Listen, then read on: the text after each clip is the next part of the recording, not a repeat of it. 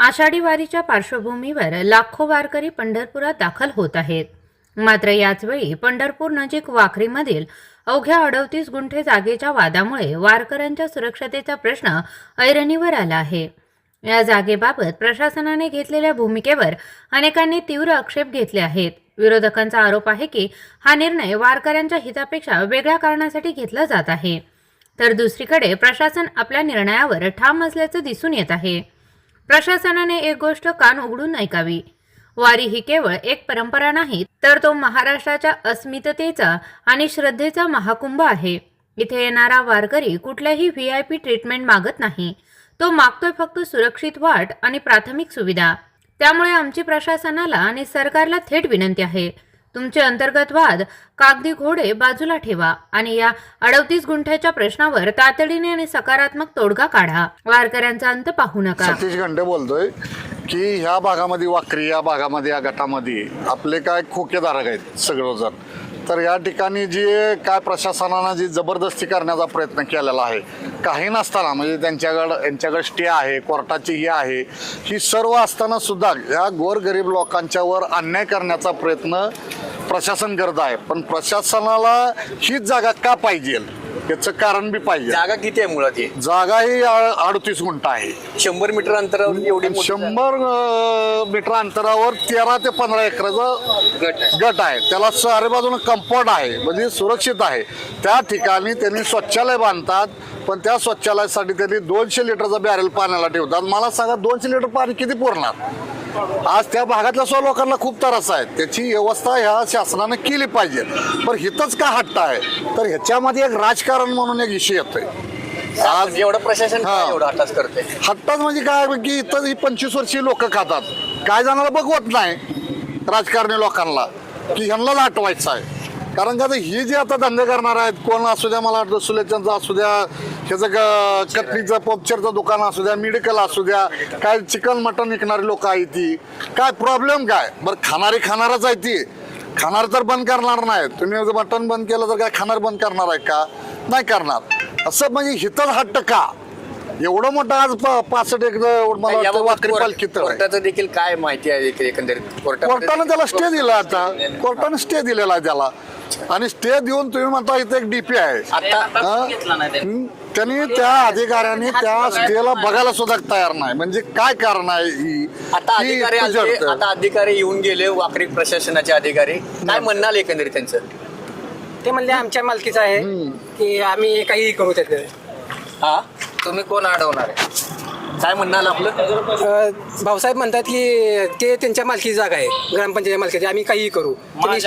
Stay मध्ये त्यांना स्टेच्या कागदाला हात सोडा द्यावा की मी कागदाला मानत नाही म्हणून. नाही, कोण होते ते अधिकारी? भाऊसाहेब होते, ग्रामसेवक अधिकारी. काय नाव काय त्यांचं? रमेश कोळी सर. रमेश कोळी. अच्छा. आणि आम्ही आता जवळपास 4-5 वर्ष आले सगळेजण इथं व्यवस्थित, काही कुणाचा प्रॉब्लेम नसता, सगळेजण व्यवस्थित धंदा करतायत, सगळ्यांचा व्यवस्थित बिझनेस चालू आहे. पण हे मध्येच येऊन सगळ्यांचं पोटा पाण्याचं अवघड होतं ना गोष्टी करायच्या. काय प्रशासन नेमकं काय करणार होतं इथं? हँगर शेड, जर्मन शेड आहे ना, ती जर्मन हँगर शेड आणि स्वच्छतागृह, स्नानगृह 38 गुंठ्यामध्ये. आणि त्याच्यात अजून वरनं ॲम्ब्युलन्स पार्किंग आणि वैद्यकीय सेवा, एवढी सगळी ही 38 गुंठ्यामध्ये करणार आहेत. बाकीची सगळी जागा पॅक झाली. कारण का तर बाकीच्या जागेत सगळे वारकरीच असतात, हिथंच फक्त वारकरी नसतात. त्याच्यामुळे हिथं करणार आहेत 38 गुंठ्यामध्ये. ह्या रूटला वारी फक्त 2 दिवस असते, दुसऱ्या दिवशी वारी संपून जाते. लोक इथं येतात जातात, इथं थांबतच नाहीत. लोक कोणत्याही प्रकारे लोक थांबत नाहीत. आणि जे लोकांना थांबायचं आहे ना, त्यांची इथं ऑलरेडी मठ आहेत. सगळ्यांनी मठ वगैरे बांधून सगळे राहतात तिथे येऊन. यापूर्वी स्नानगृह वगैरे कधीच नाही झाली इथं अजूनपर्यंत. आमच्या पूर्वच्या काळात बी नाही, आणि आमच्या वडीलधाराच्या बी नाही, आणि आता आमच्या बी काळात नाही, कधीच नाही. एक महत्वाचा मुद्दा काय, पालखी हल्ली तुमची तिथनं की 7 वाजता इथं कोणी नसतंय. संध्याकाळी 7च्या इथं कोणी तुम्हाला एक वारकरी दिसणार नाही. कोर्टाचं काय म्हणणं आलं एकंदरीत? कोर्टाचं म्हणणं आलं की स्टे म्हणजे स्टे जे आहे ते ॲज इट इज. आणि अधिकारी तर धरले नाहीत आता. आणि ज्यांनी स्टे घेतलेला आहे ते वकील साहेब इथंच आहेत, तुम्ही त्यांच्याशी बोलू शकता.